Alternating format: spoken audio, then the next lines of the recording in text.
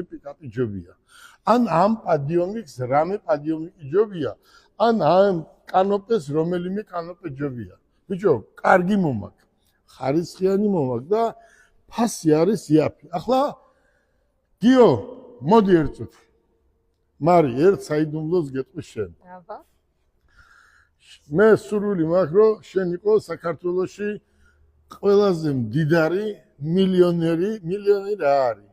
მილიონი ღირს 10 მანქანა. ყველაზე მდიდარი ქალი ბიზნესმენი. და ეს იქნება. მაგრამ მომისმინე და საღამომდე გასტავლი, ხო? საღამომდე. უყურე რა არის. ბიზნესი იწყება ნოლიდან. ახლა აი ესეც უნდა გიხაროდეს ამის შემოტანა ამასთან დავაჭრება როგორც მანქანასთან. იგივე პადიომიკთან. ახლა მოდი. რატომ ჯობია კაცო ჩემი სხვისას? უყურე. მიდიხარ შენ და გეუნებიან გინდა პადიომიკი კი იქ ვარკალაი აყიდის იაფად და მეც იაფად მინდა. თუ იაფად გინდა ერთ-ერთი საიდუმლო არის უყურე. ამას აქვს სისკე. ეს არის თქვათ 6-იანი. 3-იანს გაგიკეთებო. ბიჭო, ვიზუალურად იყოსო პადიომიკი და გამიკეთეს ისა 3-იანი სისკე რა. და მანქანას ანაწევს, ანარაწევს და გინახია ტელევიზორში რამდენი დაგრეული მანქანა, ხო? აი შეხედე, ეს არის ჩათვალე ორიგინალი პადიომიკი, ორიგინალი კანოპე, ორიგინალი პიკაპი.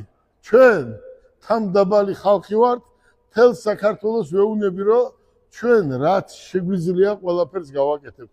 ჩემთვის თავარია, რომ გიოსნაირი ახალგაზრდები, თქვენნაირი ახალგაზრდები, მარი ბიზნესი ჩაერთოს, იმუშაოთ.